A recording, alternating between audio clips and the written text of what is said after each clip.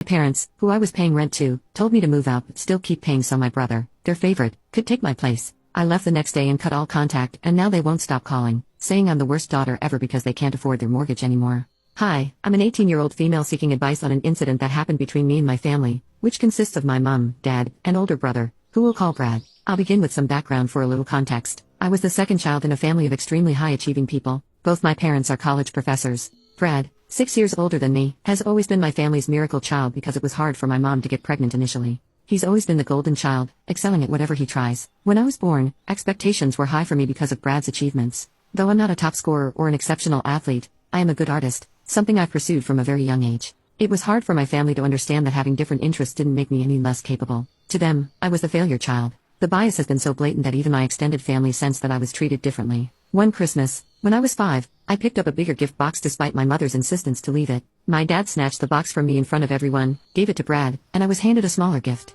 Brad got a telescope, while I got yet another dress, which I already had plenty of. The next day, my grandparents sent me a dollhouse, realizing what had happened, and they've been my rock ever since. Brad had just finished high school when I turned 13. He got into a prestigious college, and my parents decided to move us to a posh suburb.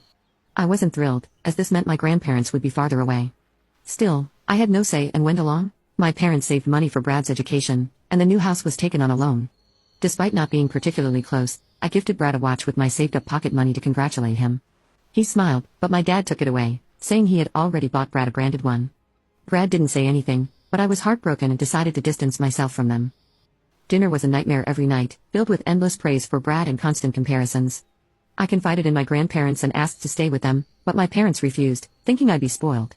When I turned 14, instead of celebrating my birthday, my parents suggested I start working part-time to cover my expenses, citing the financial strain from buying the new house and supporting Brad. Although they had enough for Brad, they claimed to be tight on money for me. So, I started working at a bookstore, saving what I could. Over time, Brad began causing trouble, missing classes and getting into a serious relationship, which frustrated my parents. They approached me one day, asking me to contribute to the household by paying rent from my earnings. They tried to frame it as teaching me responsibility, but their attitude soured our relationship further. I considered staying with my grandparents, but their home was too far from my school. I eventually agreed to pay rent, though I resented the situation. Over the next 2 years, I distanced myself from my parents, avoided family dinners, and focused on school. I was doing okay academically and looked forward to getting into an art school. My parents only cared as long as they were receiving rent. Brad graduated from college but had derailed his life due to his relationship. He couldn't get a good job, and my parents pressured him to return home. When Brad married his girlfriend in Vegas without informing anyone, my parents were furious. Their constant arguments over Brad's life choices made my home unbearable, so I spent more time at my friends' houses and eventually started staying with my grandparents. When Brad's marriage fell apart, my parents were thrilled and blamed his wife for everything.